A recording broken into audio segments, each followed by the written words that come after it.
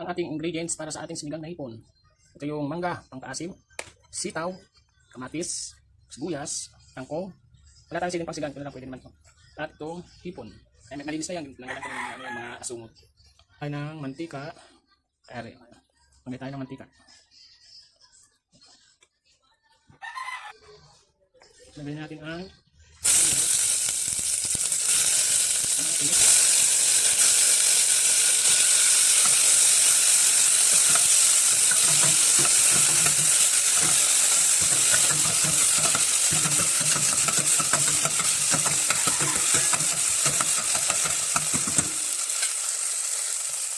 ating hipon.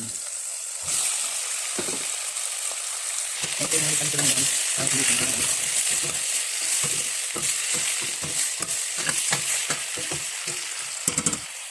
Bigyan na tayo tubig. Pinakulo ka na para mabilis. Okay, yan.